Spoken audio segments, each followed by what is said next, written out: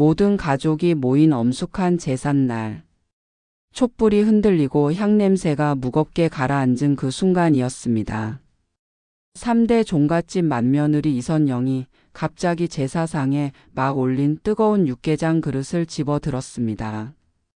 그리고는 남편의 곁에 다소곳이 서 있던 남편의 오랜 친구 오혜진의 얼굴에 그대로 끼얹어 버렸습니다. 차 하는 끔찍한 소리와 함께 오혜진의 비명이 온 집안을 찢었습니다. 모두가 경악하여 얼어붙은 가운데 이선영의 입에서 상상조차 할 수 없었던 얼음장처럼 차갑고 걸걸한 목소리가 터져 나왔습니다. 어디서 근본도 없는 것이 감히 내 아들 제사상에 더러운 낯짝을 들이밀어. 이년아! 그것은 결코 이선영의 목소리가 아니었습니다. 이 모든 끔찍한 일은 평생 저를 구박만 하시던 시어머니, 박간의 종갓집의 호랑이 안주인 김 여사께서 돌아가신 바로 그날부터 시작되었습니다. 시어머니의 장례식은 그분의 성정만큼이나 요란하고 거창했습니다. 3일 내내 문턱이 닳도록 조문객들이 밀려들었지만 정작 제 마음속에는 슬픔보다 안도감이 먼저 찾아왔던 것을 고백해야겠습니다. 이제 지긋지긋한 시집살이도 새벽마다 일어나 가마솥에 장작을 지펴야 했던 고된 노동도 끝이라는 생각. 하지만 그 짧은 해방감은 장례식 마지막 날 밤 산산조각 나고 말았습니다. 밤늦도록 이어진 장례의 피로에 잠시 눈을 붙이려 저는 안채의 작은 골방으로 향했습니다. 그런데 닫힌 문틈으로 남편 박종철의 목소리가 새어나오고 있었습니다. 그리고 그와 함께 있는 것은 제 유일한 친구이자 남편의 오랜 동창인 오혜진이었습니다. 저는 그들이 저를 위로하기 위해 이야기를 나누는 것이라 생각했습니다. 하지만 제 귀에 들려온 것은 제 심장을 갈기갈기 찢어놓는 악마들의 속삭임이었습니다. 자기야, 이제 저 노인네도 죽었으니 우리한테 방해될 건 아무것도 없어. 유산 정리되는 대로 저 무능한 마누라랑 이혼하고 나랑 합치는 거지. 혜진의 목소리였습니다. 제 남편은 제 유일한 친구와 바람을 피우고 있었습니다. 남편의 대답은 더 가관이었습니다. 당연하지. 엄마가 남긴 저 종갓집이랑 땅만 팔아도 수십억이야. 이선영 저 여자는 평생 일만 한 바보라 세상 물정 아무것도 몰라. 위자료 몇 푼 쥐어주고 내쫓으면 그만이야. 저는 그 자리에 얼어붙었습니다. 온몸에 피가 차갑게 식어버리는 것 같았습니다. 평생을 바친 가문이, 제 인생을 바친 남편이, 그리고 제 모든 것을 믿고 털어놓았던 친구가 한순간에 저를 나락으로 밀어넣는 공모를 하고 있었습니다. 시어머니의 죽음은 그들에게 슬픔이 아니라 자신들의 욕망을 채울 기회였을 뿐입니다. 저는 소리 없이 돌아서 나왔습니다. 눈물조차 흐르지 않았습니다. 너무나 큰 충격은 오히려 사람을 무감각하게 만들더군요. 그날 이후 저는 시어머니의 빈자리를 채우며 아무것도 모르는 척 연기해야 했습니다. 하지만 제 눈에는 모든 것이 보였습니다. 남편의 잦은 외박, 친구의 값비싼 선물들, 그리고 저를 바라보는 그들의 눈빛에 서린 경멸과 동정. 저는 속으로 칼을 갈았지만 제가 할 수 있는 것은 아무것도 없었습니다. 저는 돈도 백도 없는 그저 종갓집의 낡은 가구 같은 존재였으니까요. 그렇게 한 달이 흐르고 마침내 그들이 본색을 드러내기 시작했습니다. 평생의 배신을 목격한 채 아무것도 할 수 없는 절망에 빠진 주인공. 그녀는 과연 이 지옥에서 어떻게 빠져나올 수 있을 것인가? 죽은 시어머니는 그녀의 인생에 어떤 거대한 폭풍을 몰고 올 것인가? 다음 이야기가 궁금하시다면 채널 구독과 좋아요는 필수입니다. 시어머니가 돌아가신 후 박간의 종갓집의 공기는 더욱 차갑게 얼어붙었습니다. 저는 아무것도 모르는 척 매일같이 새벽에 일어나 가마솥에 불을 지피고 수십 가지의 제사 음식을 준비하며 벙어리처럼 살았습니다. 하지만 제 눈에는 모든 것이 보였습니다. 남편 박종철은 이제 대놓고 외박을 했고 제 오랜 친구 오혜진은 마치 이 집의 새로운 안주인이라도 된 것처럼 제게 손님 대접을 받으려 했습니다. 그녀는 제가 차린 밥상에 앉아 제 남편이 발라주는 생선살을 받아 먹으며 저를 향해 동정 어린 미소를 지어 보였죠. 그들의 역겨운 위선은 제 속을 칼로 저미는 것보다 더한 고통이었습니다. 그들은 제가 바보라고 생각했겠지만 저는 그들의 모든 계획을 알고 있었습니다. 그들은 시어머니가 남긴 이 종갓집과 주변 땅을 팔아치울 계획이었습니다. 개발업자와 몰래 만나고 다니는 남편의 모습, 그리고 새로운 아파트의 인테리어 잡지를 뒤적이던 혜진의 모습을 저는 침묵 속에서 모두 지켜보고 있었습니다. 그들은 자신들의 달콤한 미래를 위해 제 인생을 그리고 제 아이들의 미래까지 송두리째 팔아넘길 준비를 하고 있었던 겁니다. 저는 매일 밤 시어머니의 텅 빈 방에 들어가 소리 없이 울었습니다. 평생 저를 구박만 하던 분이었지만 차라리 그 호랑이 같던 시어머니가 살아계셨더라면 제 아들이 이 지경이 되도록 내버려 두지는 않으셨을 거라는 원망 섞인 그리움이 사무쳤습니다. 마침내 시어머니의 49제가 끝나자마자 그들은 본색을 드러냈습니다. 그날 저녁 남편과 혜진은 저를 안방으로 불러 앉혔습니다. 마치 죄인을 신문하는 듯한 그들의 차가운 눈빛 앞에서 저는 그저 고개를 숙일 수밖에 없었죠. 혜진이 먼저 입을 열었습니다. 그녀의 목소리는 꿀처럼 달콤했지만 그 안에는 독이 가득했습니다. 언니 이제 그만 놔줘. 오빠도 언니도 서로를 위해 그게 좋겠어. 오빠 언니랑 사는 동안 많이 힘들어했잖아. 제 남편은 제 눈을 단 한 번도 마주치지 않은 채 바닥에 시선을 고정하고 말했습니다. 이혼해.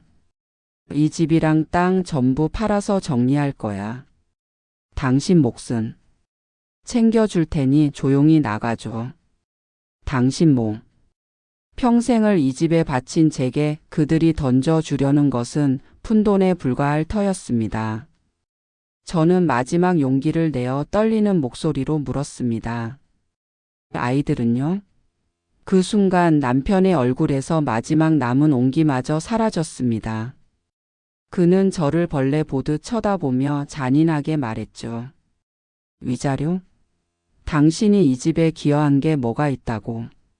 애들 양육권도 내가 가져갈 거야. 변호사? 돈도 없는 주제에 뭘 어쩔 건데. 세상이 무너져 내렸습니다. 집도 남편도 친구도 모두 잃는 것은 견딜 수 있었습니다. 하지만 제 목숨과도 같은 아이들까지 빼앗으려 한다는 사실에 저는 그 자리에서 실신할 것만 같았습니다. 저는 그들의 바지가랑이를 붙잡고 빌었습니다. 제발 아이들만은 제발. 하지만 그들은 저를 벌레처럼 뿌리치고는 방을 나가버렸습니다. 저는 차가운 방바닥에 엎드려 한참을 소리 내어 울었습니다. 얼마나 지났을까? 저는 비틀거리는 몸을 이끌고 시어머니의 영정 사진이 모셔진 대청마루로 향했습니다. 어둠 속에서 사진 속 시어머니는 여전히 저를 못마땅하다는 듯이 매섭게 노려보고 있었습니다. 저는 그 사진 앞에 무릎을 꿇고 원망과 서름이 뒤섞인 눈물을 토해냈습니다. 어머니, 보고 계세요? 당신이 평생을 바친 이 집이 당신 아들 손에 망하게 생겼어요. 저 천하의 나쁜 년 놈들이 당신 손주들까지 길바닥에 나앉게 생겼다고요. 이게 어머니가 원하던 그림이셨어요? 그렇게 한참을 울부짖던 순간이었습니다. 갑자기 온몸을 훑고 지나가는 섬뜩한 한기. 방 안에 촛불이 훅 하고 꺼지며 제 주변의 모든 것이 칠흑 같은 어둠에 잠겼습니다. 그리고 강한 현기증과 함께 정신이 아득해졌습니다. 저는 그대로 바닥에 쓰러졌습니다. 잠시 후 간신히 정신을 차리고 손으로 바닥을 짚고 일어나려는데 이상한 위화감이 느껴졌습니다. 제 손이 아니었습니다. 평생 물 마를 날 없이 일에 곱던 구석 하나 없던 제 손이 마치 투박하고 거친 나무 껍질처럼 힘줄이 붉어진 억센 손으로 변해 있었습니다. 그리고 그 손끝에서부터 아주 익숙하지만 기이한 감각이 마치 전기가 흐르듯 온몸으로 퍼져나가기 시작했습니다. 그것은 수십 년간 뜨거운 가마솥을 휘젓고 수백 번의 제사상을 차려내던 바로 제 시어머니의 손맛이었습니다. 절망의 끝에서 주인공의 몸에 깃들기 시작한 기이한 변화. 이것은 과연 죽은 시어머니의 저주인가 아니면 복수를 위한 구원인가? 그녀의 손끝에서 과연 어떤 소름 돋는 기적이 시작될 것인가? 뒷이야기가 궁금하시다면 채널 구독과 알림 설정을 잊지 마십시오. 시어머니의 영정 앞에서 정신을 잃었다 깨어난 다음 날 아침, 저는 밤새 끔찍한 악몽을 꾼 것이라 해서 스스로를 위로했습니다. 제 손은 여전히 거칠고 투박한 제 손이었고 세상은 어제와 똑같이 지옥이었으니까요.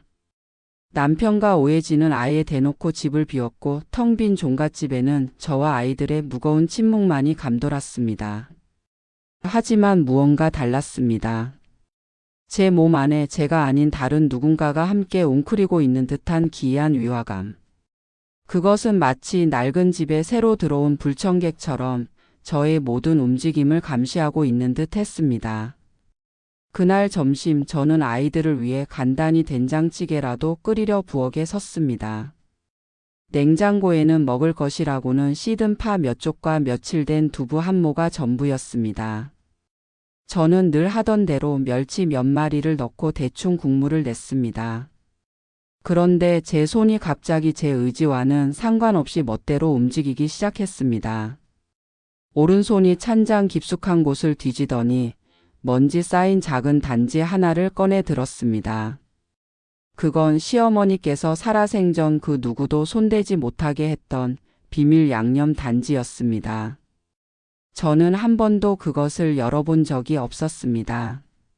하지만 제 손가락은 너무나도 익숙하게 단지의 뚜껑을 열고 그 안에 검붉은 씨앗 몇 알을 빻아 끓고 있는 냄비에 털어 넣었습니다. 그리고는 부엌 한 구석에 장식처럼 놓여있던 낡은 뚝배기를 꺼내 찌개를 옮겨 담기 시작했죠. 저는 공포에 질려 제 손을 멈추려 했지만 제 몸은 더 이상 제 것이 아니었습니다. 마치 보이지 않는 실에 매달린 꼭두각시처럼 제 의지와는 상관없이 움직일 뿐이었죠. 마침내 완성된 된장찌개. 하지만 그것은 제가 알던 된장찌개가 아니었습니다. 구수하면서도 칼칼하고 깊고 진한 맛. 이것은 제가 평생을 흉내내려고 애썼지만 단 한 번도 성공하지 못했던 바로 시어머니의 그 된장찌개 맛이었습니다. 저는 숟가락을 든 채 그 자리에 얼어붙었습니다. 이건 꿈이 아니었습니다. 제 몸 안에 정말로 시어머니가 들어와 계신 것이었습니다. 저는 두려움에 비명을 지르고 싶었지만 목구멍에서는 아무 소리도 나오지 않았습니다. 대신 제 입에서 저 자신이 듣고도 믿을 수 없는 낮고 걸걸한 목소리가 흘러나왔습니다. 꼴랑찌개 하나도 제대로 못 끓이는 멍청한 것. 이러니 내 아들이 바람이나 안 나? 시어머니였습니다. 평생 저를 구박하던 바로 그 목소리. 저는 공포에 질려 부엌 바닥에 주저앉았습니다. 그때였습니다.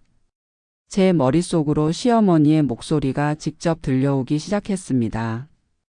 그것은 입 밖으로 나오는 소리가 아니라 제 뇌 속에서 직접 울리는 거부할 수 없는 명령과도 같았습니다. 일어나지 못해. 이대로 앉아서 당하고만 있을게야. 내 눈에 흙이 들어가기 전에는 바깥의 종갓집이 저런 불려우 같은 년 손에 넘어가는 꼴은 못 본다. 내 몸을 이 할미에게 빌려다오. 내 원수 아니. 우리의 원수를 내가 직접 갚아주마. 저는 이것이 저주인지 구원인지 알 수 없었습니다. 하지만 한 가지는 확실했습니다. 제게는 더 이상 잃을 것이 없다는 것. 그리고 제 힘만으로는 저 악마들에게서 제 아이들을 지킬 수 없다는 것. 저는 떨리는 목소리로 허공에 대고 속삭였습니다. 어머니 정말 도와주실 건가요? 제 머릿속에서 시어머니의 목소리가 단호하게 울렸습니다. 도와주는 게 아니다. 이건 거래다. 내 몸을 빌려 내 아들과 가문을 바로 세우고 너는 내 아이들을 지키는 개야. 그러니 이제부터 너는 내가 시키는 대로만 하면 된다. 알겠느냐? 그날 이후 저와 시어머니의 기묘한 동거가 시작되었습니다. 저는 낮에는 평소처럼 순종적인 며느리를 연기했고 밤이 되면 시어머니의 영혼이 제 몸을 빌려 무언가를 준비하기 시작했습니다. 시어머니의 지시에 따라 저는 3대째 내려오는 낡은 고서들을 뒤지기 시작했습니다. 그곳에는 박간의 종갓집의 역사와 함께 역대 안주인들만이 알고 있었다는 비밀스러운 기록들이 적혀 있었죠. 그리고 마침내 우리는 그것을 찾아냈습니다. 시어머니의 시어머니, 즉 제게는 시조모님이 되시는 분이 남긴 유언과도 같은 기록. 그것은 이 집안의 가장 큰 위기가 닥쳤을 때 가문을 지키기 위해 사용할 수 있도록 숨겨둔 비상자금에 대한 기록이었습니다. 박간의 명예가 땅에 떨어지고 가장 큰 적이 집안에서 나왔을 때 뒤뜰에 가장 오래된 김칫독 아래를 파보아라. 그곳에 가문을 다시 일으킬 힘이 잠들어 있을 것이다. 죽은 시어머니의 영혼과 한 몸이 된 주인공. 그녀는 과연 집안 대대로 내려오는 비밀의 열쇠로 복수의 문을 열 수 있을 것인가? 뒤뜰의 낡은 김칫독 아래에는 과연 무엇이 그녀를 기다리고 있을까? 손에 땀을 쥐게 하는 다음 이야기가 궁금하시다면 지금 바로 구독과 좋아요를 눌러주십시오. 시조모님의 기록을 발견한 그날 밤, 저와 시어머니의 영혼은 처음으로 하나의 목표를 향해 뜨겁게 타올랐습니다. 하지만 뒤뜰의 김칫독으로 향하는 길은 생각처럼 쉽지 않았습니다. 남편 박종철과 오혜진은 이제 아예 대놓고 이 집을 자신들의 신혼집처럼 드나들었고 대낮부터 술판을 벌이며 저를 하녀처럼 부려먹기 시작했죠. 그들은 제가 보는 앞에서 보란듯이 애정 행각을 벌였고 종갓집의 가구들을 팔아치울 계획을 세웠습니다. 이 촌스러운 자개장은 얼마나 받으려나? 저 뒤뜰의 항아리들은 싹 다 깨부숴 버리고 정원을 만들자. 그들의 대화 한마디 한마디가 제 몸 안에 깃든 시어머니의 영혼에 불을 지폈습니다. 제 머릿속에서 시어머니의 분노에 찬 목소리가 으르렁거렸습니다. 저 천하의 몹쓸 것들. 감히 어느 안전이라고 박간의 역사가 담긴 물건들에 손을 대려 해. 저는 당장이라도 뛰쳐나가 그들의 머리채를 잡고 싶었지만 시어머니는 저를 말렸습니다. 아직 때가 아니라고. 더 확실한 증거, 그들의 숨통을 단번에 끊어놓을 결정적인 무기가 필요하다고. 그리고 그 무기는 바로 저 김칫독 아래에 잠들어 있었습니다. 혜진이 가장 아끼는 명품 가방을 들고 집안을 활보할 때면 시어머니는 제 입을 빌려 비웃음을 흘렸습니다. 가짜 티가 팍팍 나는 걸 들고 다니는 꼴이라니. 쯧쯧, 내 아들놈은 여자 보는 눈도 어찌 저리 없나. 혜진은 제가 혼잣말을 하는 줄 알고 미친 사람 취급하며 저를 노려보았지만 그 서늘한 목소리에 담긴 경멸의 기운에 저도 모르게 움찔했습니다. 저는 점점 저 자신과 시어머니의 경계가 흐릿해지는 것을 느꼈습니다. 평생 순종적으로 살아온 저의 성격 위로 시어머니의 불같은 성정과 도끼가 스며들고 있었죠. 이것은 더 이상 단순한 빙의가 아니었습니다. 30년 세월의 억압과 한으로 응축된 두 여인의 영혼이 하나의 복수를 위해 서서히 융합되는 과정이었습니다. 마침내 기회는 찾아왔습니다. 남편과 혜진이 종갓집을 담보로 대출을 받기 위해 며칠간 도시로 나간 것입니다. 아이들을 친정에 잠시 맡긴 저는 칠흑 같은 어둠이 내린 한밤중 홀로 뒤뜰로 향했습니다. 수십 개의 낡은 김칫독들이 마치 거대한 무덤처럼 음산한 기운을 내뿜고 있었죠. 시조모님의 기록에 따르면 북쪽을 바라보는 가장 오래된 은행나무 아래 세 번째 독이었습니다. 저는 낡은 삽을 들고 수십 년간 굳어있던 땅을 파기 시작했습니다. 흙을 파낼수록 제 머릿속에서는 시어머니의 목소리가 점점 더 선명하게 울렸습니다. 더 깊이. 저놈들이 돌아오기 전에 찾아야 한다. 저것들에게 이 집의 먼지 한 톨도 넘겨줄 수 없어. 얼마나 지났을까? 삽 끝에 통하는 둔탁한 소리와 함께 단단한 무언가가 걸렸습니다. 저는 손으로 미친 듯이 흙을 파헤쳤습니다. 그리고 마침내 흙 속에서 기름 종이와 비단으로 여러 겹싸인 낡은 나무 상자 하나가 모습을 드러냈습니다. 상자를 열자 안에서는 세월의 흔적을 고스란히 간직한 낡은 장부 한 권과 눈부신 황금빛을 뿜어내는 금괴 몇 덩이가 들어 있었습니다. 하지만 저를 놀라게 한 것은 금괴가 아니었습니다. 바로 그 장부였습니다. 그것은 시어머니 김 여사께서 수십 년간 몰래 기록해온 비밀 비자금 장부였습니다. 그 안에는 남편 박종철이 사업을 핑계로 집안의 돈을 얼마나 빼돌렸는지, 그리고 그 돈이 어디로 흘러 들어갔는지가 날짜별로 아주 상세하게 기록되어 있었습니다. 심지어 오해진에게 사준 명품 가방과 오피스텔의 구입 내역까지 첨부되어 있었죠. 시어머니는 아들의 방탕함을 모두 알고 있었지만 가문의 명예 때문에 차마 내치지 못하고 홀로 이 모든 것을 기록하며 속을 끓여왔던 것입니다. 그리고 장부의 마지막 장에는 저를 향한 시어머니의 마지막 유언이 적혀 있었습니다. 이선영, 못난 며느리야. 내가 이 장부를 발견했다면 내 아들은 이미 구제불능의 지경에 이르렀을 것이다. 나는 어미로서 아들을 단죄하지 못하는 죄를 지었다. 그러니 이 장부와 금괴는 모두 너에게 맡기겠다. 이것으로 내 아들과 저 불려울을 심판하고 박간애의 새로운 주인이 되어다오. 이것이 이 못난 시어미의 마지막 부탁이다. 그 순간 제 안에서 울고 있던 것은 저인지 시어머니인지 알 수 없었습니다. 평생 저를 구박만 하던 분의 마지막 진심. 저는 장부를 가슴에 품고 한참을 소리 없이 울었습니다. 이제 모든 증거는 모였습니다. 이것은 단순한 비자금 장부가 아니었습니다. 이것은 아들을 향한 시어머니의 마지막 눈물이자 며느리에게 건네는 복수의 칼날이었습니다. 마침내 모든 증거를 손에 넣고 시어머니의 진심까지 확인한 주인공. 그녀는 과연 어떤 무대에서 어떤 방식으로 가장 통쾌하고 처절한 복수의 칼춤을 출 것인가. 대망의 마지막 장, 모두가 숨죽여 기다려온 심판의 순간이 다가옵니다. 절대 놓치지 마십시오. 남편 박종철이 돌아가신 시어머니의 첫 제삿날을 잡은 것은 그의 마지막 남은 효심 때문이 아니었습니다.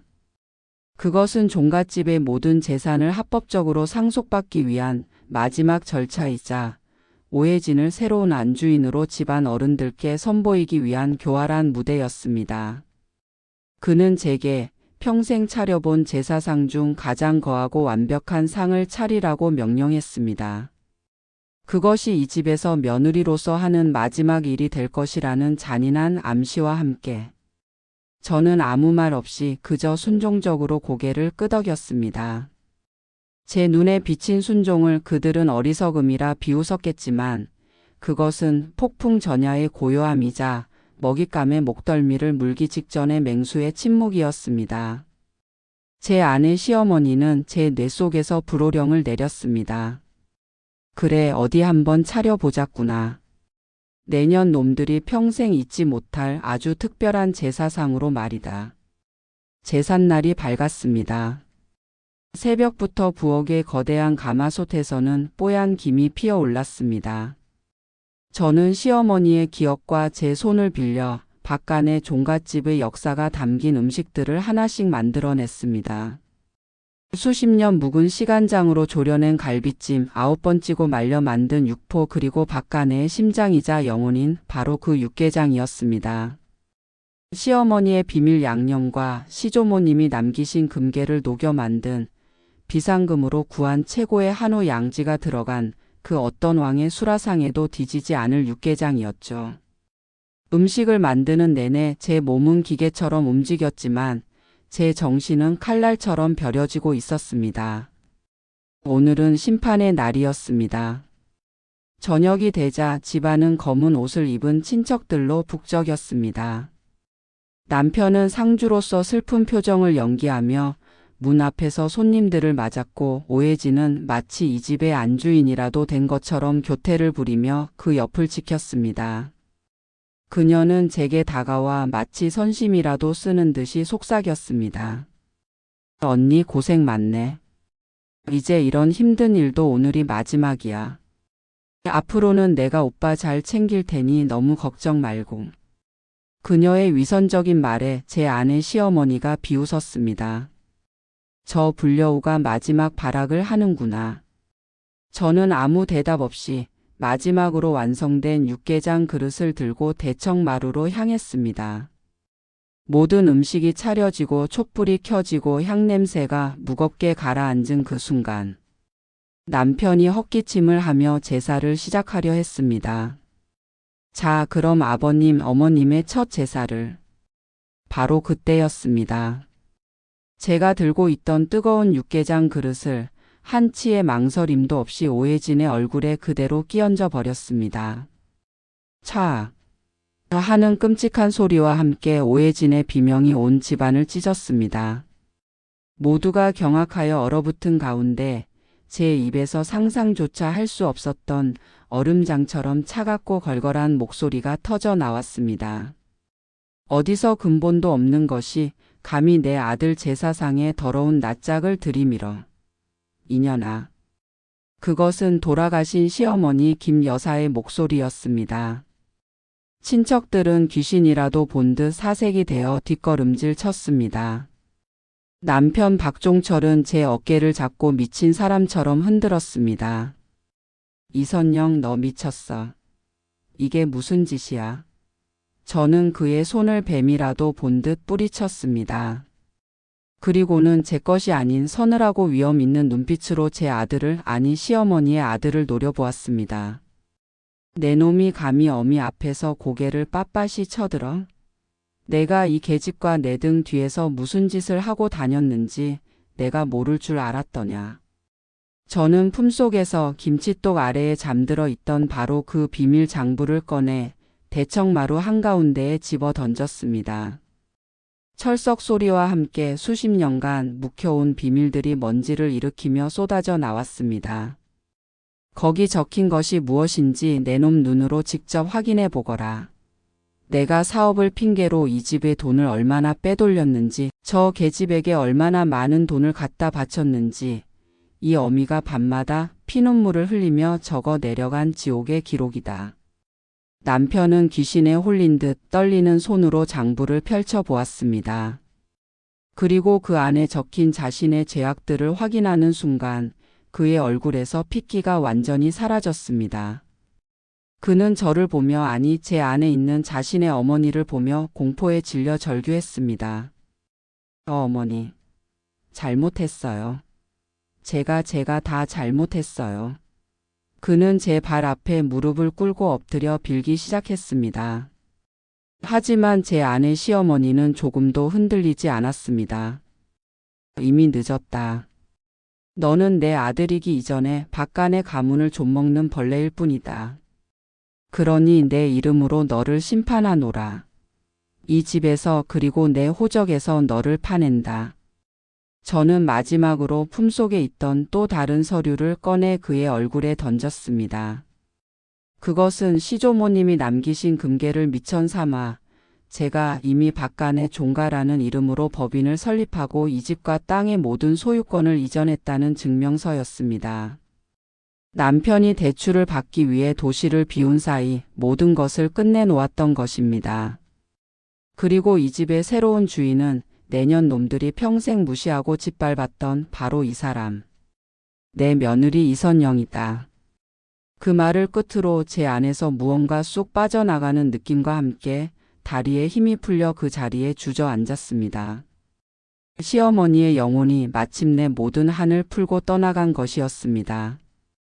밖에서 대기하고 있던 변호사와 경찰들이 들이닥쳐 횡령과 사기 혐의로 넋이 나간 박종철을 연행해 갔습니다.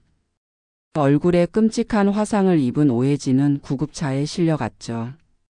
모든 폭풍이 끝나고 텅 빈 대청마루에는 저와 어안이 벙벙한 친척들만이 남아 있었습니다. 저는 천천히 일어나 시어머니의 영정 사진을 바라보았습니다. 사진 속 시어머니는 처음으로 아주 희미하게 웃고 있는 것처럼 보였습니다.